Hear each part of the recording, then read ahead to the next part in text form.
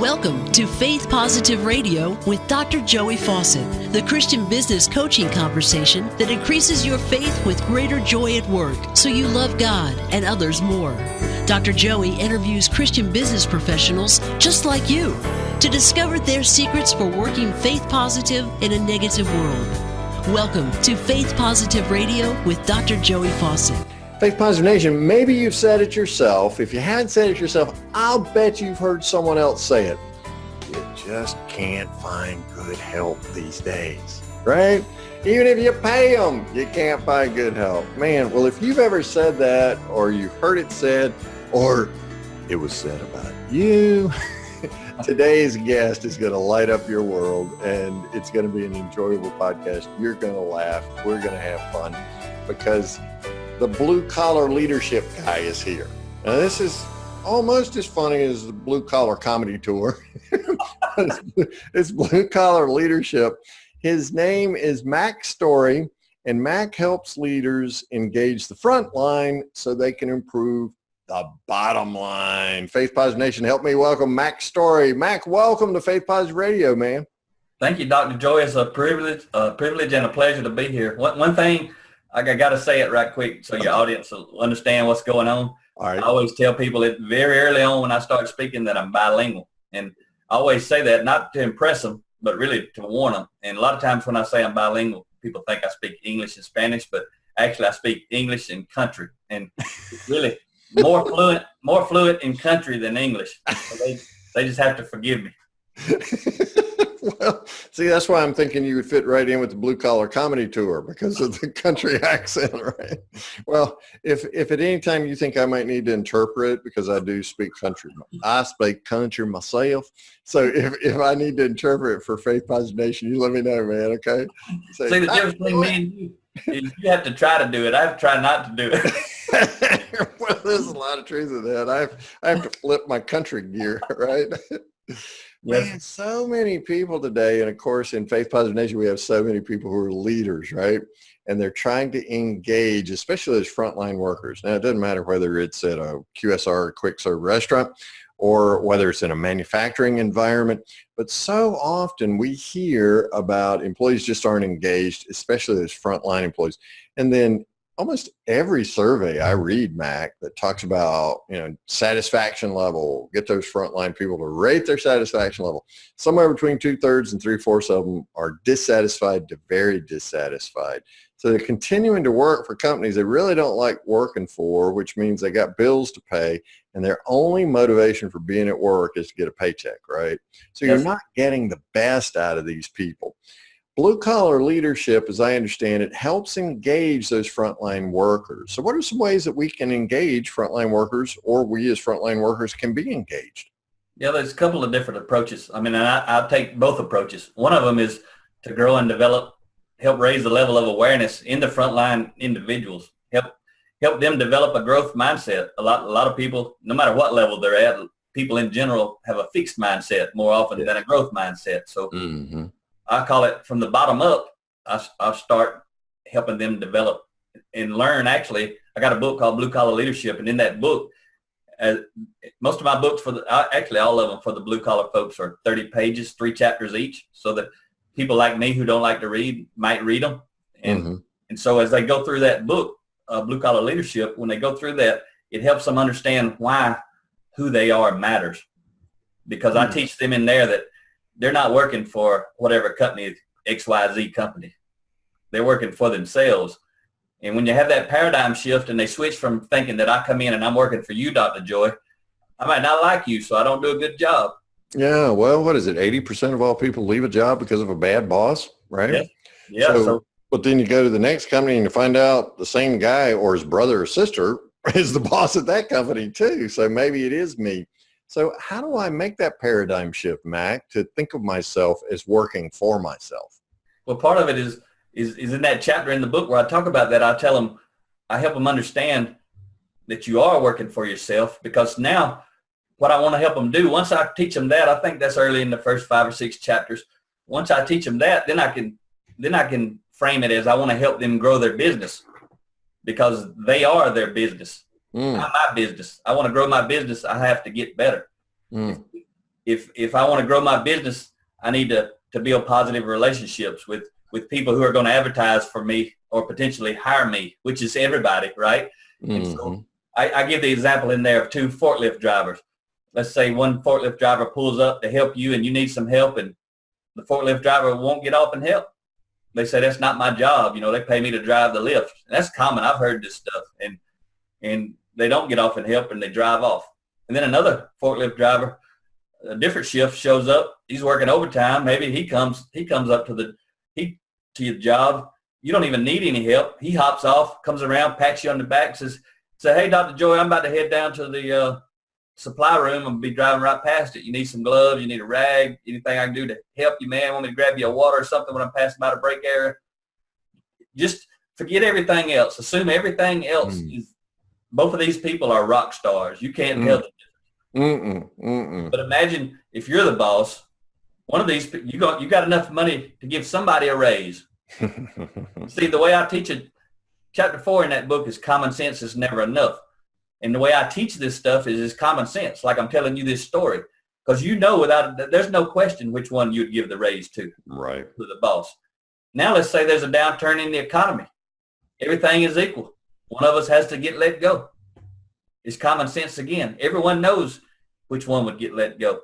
But see, what thing about common sense is it's easy to look out the window and understand common sense, but it's hard to look in the mirror and understand it. Because what I'll do is I'll ask these folks when I'm teaching frontline entry-level people, I'll tell them that story. And I'll say, but what do you do out there every day? Which one of those forklift drivers are you?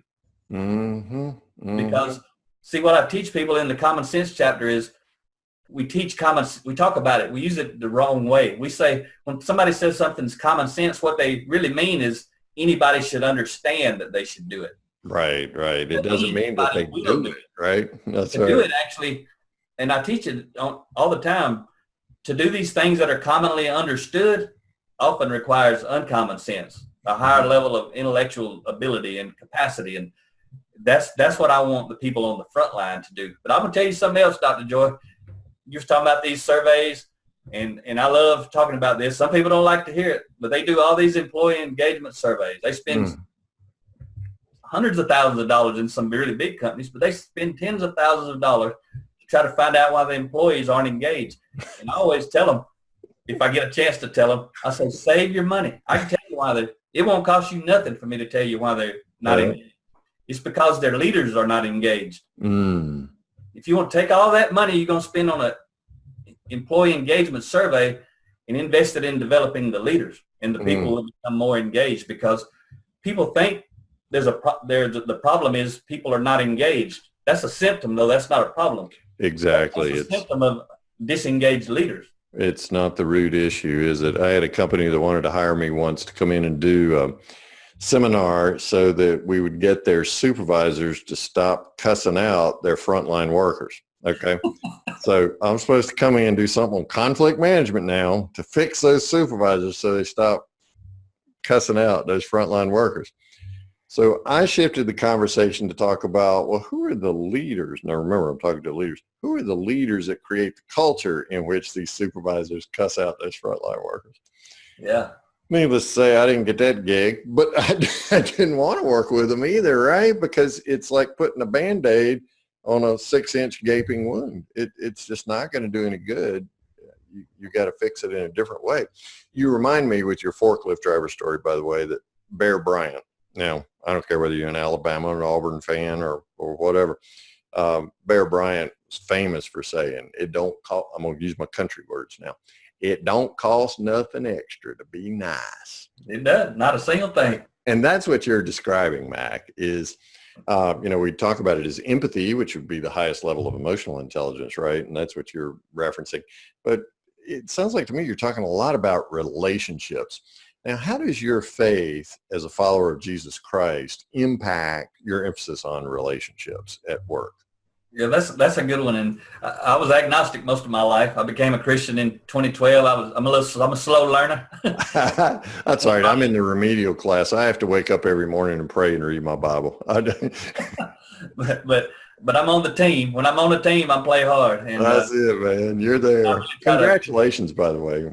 So thank you. It's a big, you don't understand. I mean, probably you do. It's a big deal for me to be on the team. It's a huge deal, man. And it, you know, how does my faith play into all of this and relationship building? Everything that we teach, Ria and I, all the principles in my book, every single thing, if you drill it down, is to help build better relationships, because that's the key to positive word of mouth advertisement, is building a strong relationship.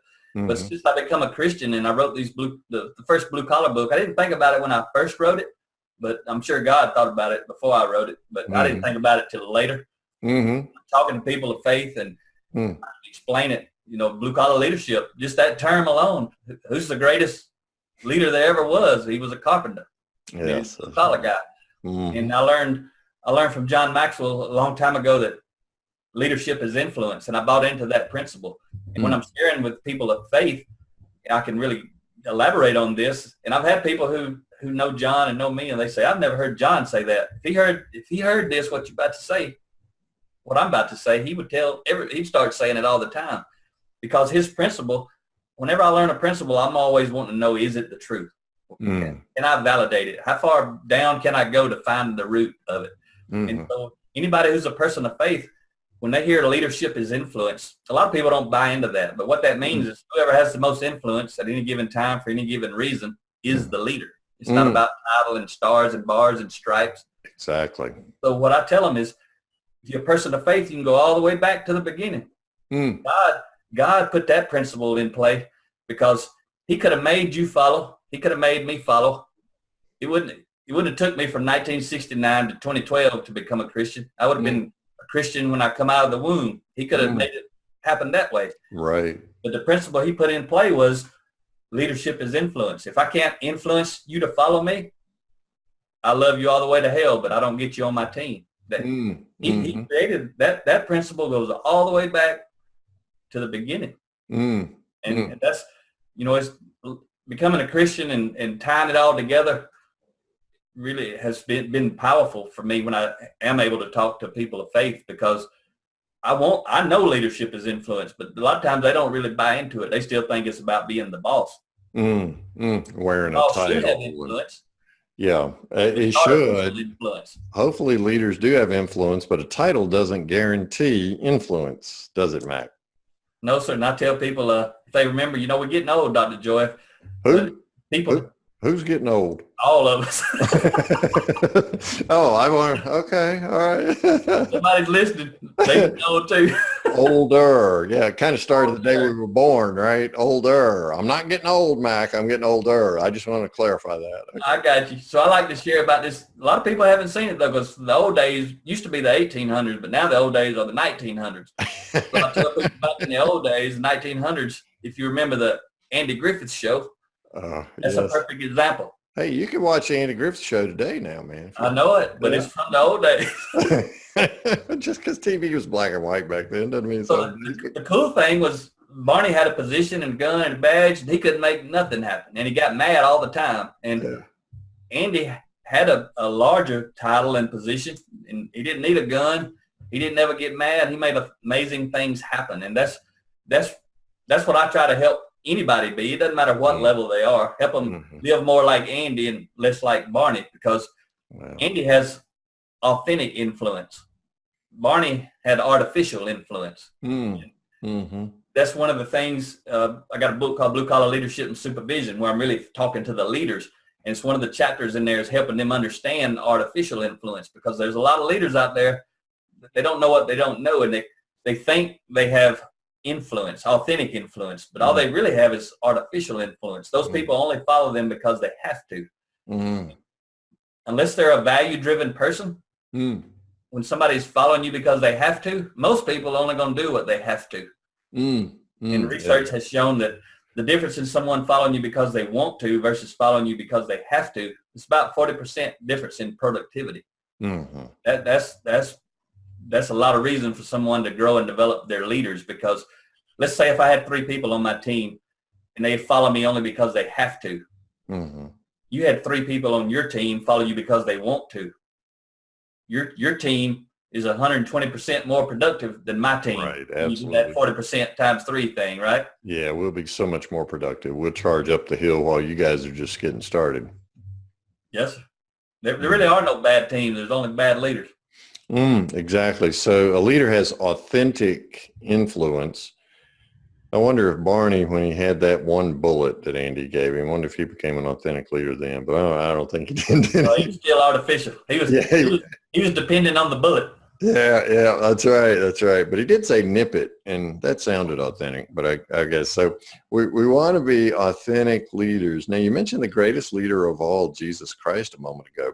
Tell me, what are some of the hallmarks of Jesus' authentic leadership that we as leaders, regardless of title or position, can use to influence people around us at work today? Yeah, one of the things is what we were just talking about. Jesus built relationships. I mean, he didn't lead by authority, no different than God really did. God put him there to be the model, and Jesus led by building relationships. I mean, how effective were those relationships? Look at us 2,000 years later. Still talking about the guy, aren't we? Yeah. He's still attracting people. I'm one of them, 2012, right? And absolutely. Still all attracting. that became due to the relationship. Relationships are everything. They're the relationships. Let me say it this way. Relationships are the foundation to authentic influence. Without a relationship, you're not going to have any authentic influence, because trust is the foundation of authentic influence. And intention is the foundation of trust. What I mean by that is, whenever we meet somebody, they're trying to figure out, are we trying to motivate them or manipulate them? Yeah. If I'm trying to manipulate you, that means I win and you lose. We're never going to get to trust. That's why I say intention is the foundation of trust. Feel motivated, now we can go to the next level, but I still have to build trust in order to gain authentic influence. Right. So those relationships are critically important. In your example of the forklift driver who got off and said, hey, can I bring some from the supply room or some from the break room or whatever? There's authentic leadership, because he's building a relationship. And there's really no personal gain to that forklift driver, right? Oh, it's a big game. It's a big game. Yeah, but I mean, in terms of, well, yeah, when the economy goes down, who gets the raise and things like that. No, I'm talking about something else, Dr. Joy. Okay. I'm talking about his word-of-mouth advertisement to grow his business. Now talk about that. That's where I wanted you to go. Talk about that in terms of he's his own business, right? And so he's growing his business there. How's he doing that? Yeah, because let's say the bad forklift driver, let's say somebody's working there and they talking and they know of somebody else, maybe at a different company or even in a different department or that sort of thing. And they hear somebody's looking for a forklift driver. Well, if you're serving your team well, like the good forklift driver, you're probably going to be referred. If you're not serving your team well, you're probably going to be deferred, right? They're not. That's right. Don't hire that guy. But the thing is, a lot of times, see, people get it wrong too. Is that I may be that forklift driver and I don't like my boss because I got a bad boss, but I'm there and I'm working. So that makes me have a bad attitude, maybe because I don't like my boss. I don't like how my boss treats me. What I have to know is that boss is my number one customer. Yeah. That's the other thing, is I want the person to know, regardless of your position and title, everybody's my customer potentially, but everybody is absolutely an advertiser. But my boss is my number one customer, whether I like them or not. If I don't like my boss, I need to fire my boss. A lot of people don't understand that you can fire the boss. It's called quitting and work somewhere else. It's called leave this department and go work across the aisle in another department. So I do have a choice if it's truly the boss. Talk more about, and particularly the faith motivation behind how let's say I as a Christian in a company have a bad boss like you're referring them to. I don't necessarily like that bad boss, but I think the scripture says I got to love him, right? What are some things I can do to help me feel better about that relationship? Like I'm really trying to love my bad boss. What can I do to influence a bad boss? Absolutely. And that's what this Blue Collar Leadership book's full of. It doesn't talk about the scripture, but it's the same principles. Yeah. And what it is, it comes back to serving. Because see, that's what any leader, authentic leadership is about, serving others. That's why it doesn't matter if you have a position or title. And I teach the frontline people the same stuff that I teach the boss at any level. And what I would teach those frontline people, it's hard to crack the shell though sometimes because there's a lot of anger and they don't know what they don't know. They've been mistreated, right? Yeah, I'll tell them, what you do is you be the best team player you can. How do you help that boss succeed? How do you do things better than expected? Do things before they're expected. Do more than expected. And people say, why do I want to do that? I say, check this out. When you do things better than expected, you think your influence with the boss is going to increase or decrease? They may always be telling you what to do. They may not ever be asking you what to do. So they're the dictator type boss. They just pounding on you and the rest of the team, telling y'all what to do. They don't, those kind of bosses who, if they want their opinion, they'll give it to you. That's right. You're out there. So what you do is you become the best at helping that boss look good, succeed. Because see, high impact leadership, that's what I call servant leadership in the other world where people are not people of faith. I call it high impact leadership. You don't have to explain that. People understand what that means, right? Right. So I tell them what'll happen though is when you start serving that, because you're mad most of the time because you don't have influence with the bad boss. That's usually why somebody's really mad. They're mad because they can't lead the boss because leadership is influence. When I understand it, I can do things that are going to increase my influence. And see, if I do that long enough and well enough, it won't take long. The boss may come out today on Monday, do this, Mac. Tuesday, do this, Mac. Wednesday, do this, Mac. Thursday, what do you think about this, Mac? As soon as he asked me a question, he transferred influence from him to me. Now I got a chance to lead. My answer will determine how good of a leader I am. But from a Christian standpoint, I'm just serving. But what it's going to do is it's going to increase my influence. Whether he's a good boss or a bad boss, it doesn't matter. That's why I have to be growing and developing my business. And I can make it. I tell people all the time, if you're going to walk through the door, be on the team. Don't sit on the bench because your business is being impacted by your performance. If you want the scouts to see you, you need to be on the field. You don't need to be on the field mad. You need to be on the field glad to be there and making it happen because somebody is always watching. Well, it sounds to me like, Mac, that there are a lot of mad people at work today. And they're mad because they think somebody's sticking it to them and they don't have any choice about it. But what I hear you saying is when I look in the mirror, I can empower myself. I think of it as image and likeness of God within me, right? And I'm a son of God or a daughter of God. I have choices about how I serve other people. So I can serve my boss, even if he's a bad boss. So just by acting, just by making that choice and acting, then that helps the anger subside. And I feel like I'm doing something to promote the business, to have some authentic influence and to promote myself as a servant of Jesus Christ. What's amazing to me is how many mean Christians there are in the workplace and how mad they get, and they're Christians and they know Jesus Christ. But there's a disconnect between that and the way they treat their coworkers or the boss. What do you say to those people in Faith Positive Nation who consider themselves a follower of Christ, but really could be described by their coworkers as a mean Christian or a mad Christian? So I had a client one time. They're a phenomenal client, phenomenal company. They serve their customers off the charts. Not going to say the name because the name doesn't matter, but everybody would know who they are. They're awesome. Went in and done a lot of support with this organization. And it was amazing, though, how they treated the customers compared to how they treat each other. They act like somehow I can't treat my coworker the way I treat a customer. But wow. But I'll ask them, I'll say, no, I know you can do it. I see you do it. I experience the folks who work in your company, they all can do it. I see them all over the place. Why when we behind the scenes, this is a true story. You would never believe it. I'm not going to name the company.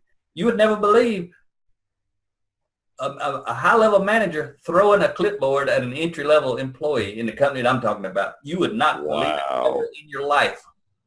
You wouldn't believe when I'm sitting in here, teammates on the management team, some of the ladies sometimes crying, but then they serve the external customers, they serve them unbelievably well. And it's a paradigm. They don't see. I'll ask these leaders, a lot of times when I go into a company, I'll say, how much are y'all paying your volunteers? They look at me. I'm like, what do you mean? We don't have any volunteers. I say, how many of those people working out there today have to come back tomorrow if they don't want to? If they win the lottery, how many of them have to come back the next day? They'll say, none of them. I say, well, all of them are volunteers. How much you paying them? It works both ways. The leaders need to treat their team like volunteers. Because they're tangible and intangible benefits. The tangible is the obvious thing, the paycheck. But when you're asking that question, what are you paying? You're talking about appreciation, affirmation, encouragement, not throwing a clipboard at them, right? Unbelievable. I couldn't imagine that day when I heard that story. Yeah. So how can I, as a Christian, treat my coworkers, including my boss, as well as I treat the customers? That's the question. Where's the switch to get flipped to help me do that, Mack? Okay, maybe this is simple enough. It worked for me when I read a book called Leadership and Self-Deception, and it changed a whole lot about me. It's one little tiny book, and basically what you learn in there is, are you trying to blame somebody or help somebody? See, the Christian person is going to be trying to help somebody if they're living like a Christian. Right. Calling themselves a Christian, but I mean modeling it, not talking about it. Yes. So the difference is how I feel about you. If, let's say, how I see you, right? Yes. If I see you as an object, I'm more likely to blame you. If I see you as a person, I'm more likely to help you. A lot of people, when they start talking about this stuff, they say, well, this warm, fuzzy stuff doesn't work. I say, well, be hard on them. They would say, well, you just said I got to treat them like a person. I said, sometimes a person needs you to be hard on them. I give them this example. I say, here's an example. I say, everybody, sitting in the audience, Ria and I, sometimes there's thousands of people in the audience. Sometimes there's 20. It doesn't matter to me, as long as there's somebody. Right. I say, have you ever made a bad mistake in life? We all have, right? So I know everybody already knows this story, right? I'll say, you ever made a bad mistake in life, and whoever, let's say it was when you were younger and it was a parent, but it could be a coworker and boss. It doesn't matter the relationship, just someone in authority over you. Whoever that is, that person, when you made the mistake, they come down on you hard, and you felt, they were blaming you. You felt blamed the entire time. You did the same bad mistake, and you felt them blaming you, treating you like an object. Nothing but blame. We can also look back in our life and know times that we made a really bad mistake, did something wrong, or didn't do what we should have done, or all kind of things could be relative to mistakes. But we made a mistake. We've all had that person come put their hand on our shoulder, and they was hard on us. But the difference was their intention. Remember, we talked about intention earlier, being the foundation of trust. Right. If I feel someone's intent is to blame me, we're never going to build trust. If I feel someone's intent is to help me, then we can go build trust. Oh, yeah. I've had people be super, super hard on me, but I could tell, I could feel it. That's how we know we feel it. If I'm being hard on you, Dr. Joy, I don't get to decide how you feel. You decide. I can tell you ought not be feeling like I'm blaming you. You need to feel like I don't get to decide. What matters is how you feel. I've got to learn the principles, and I've got to learn how to be. See, the stuff I teach, Dr. Joy, it's nothing to do with doing something different. Everything that I teach is hard. It's about being something different.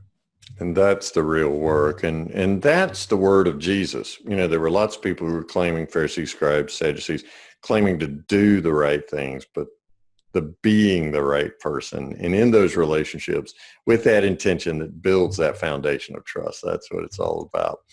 Bluecollarleadership.com is your website. Is that right, Mack? Yes, sir. There's a lot of free resources there. There's a lot of, they can download 5-minute audio samples. Like I said, all the books are 30 chapters. You can go on there and download the first 5 chapters of every book is on there for free. And I'm not going to pound and hound on you with an email campaign or something. You will get in my email list, but all that means is 2 or 3 times a year, I just give you some more leadership content. It's not, I'm not trying to get you to spend a bunch of money. I'm trying to help you get to the next level and beyond. Oh, wonderful. Mack Story helps leaders engage the front line to improve the bottom line so that your company becomes a great company, which attracts great people, and you become a sought-after employer in your community. Talent attraction and retention is the number one issue most of us face out in the work world today. So how do you attract great people? By becoming the great person. And Mack Story is the man to help you with that. Mack, Faith Positive Nation always wants to know about a favorite Bible verse or Bible story from our guest. You got one, buddy? Yeah, it's probably real common. Like I say, I'm fairly new to this, but it's one that's stuck with me, and it's Proverbs 27:17. And I mean, it's as iron sharpens iron, one person sharpens another person, and I mean that's what I'm trying to do. That's why it sticks with me. That's all I want to do, and I don't care who it is. I'm attracted to people who want to get better. And I read a book by the same title from Michael Josephson, and he's the cover of the book, the title of the quote, I love it. He says, "You don't have to be sick to get better." That's what I'm. When I'm in the room, I'm not trying to tell anybody anywhere there's something wrong with them, but I promise you, the top athlete in the world today is trying to get better. If they're not, they're gonna get passed by somebody who is, and that's what we have to know. Is if we're not trying to get better, we need to go ahead and accept we're going to get left behind by those who are. And that's really when you talk about Christian principles. If we're not trying to get better and become a better Christian, and for me, in my days, to even become a Christian at all, don't get left behind by those who are. That's right. That's right. So we re-up our faith every morning, right? Through prayer and Bible study and those things. And that way, when we go to work, we can live out our Christian faith and form those better relationships with authentic leadership, right? That's influence, and build those foundations of trust so that we can help other people and serve them to become the best persons that the good Lord wants them to become. Mack, I know my bit of iron is sharper for this conversation today, brother. So I thank you for the gift of your time and your wisdom. Pray God's blessings on you and upon Ria and everything that you guys do. May God bless you richly, Mack. Thank you, sir. It's a privilege to be on your show, and I want to just thank you for this opportunity. Great. Thank you so much. Thanks for listening to Faith Positive Radio, the Christian business coaching conversation that increases your faith with greater joy at work so you love God and others more. Suggest guests and ask questions when you email Dr. Joey at info@getpositive.today. And be sure to get your free gift of the 5 positive business conversations to have today coaching program at getpositive.today. Until next time, may God bless you with everything your heart can hope for and more than your mind can imagine.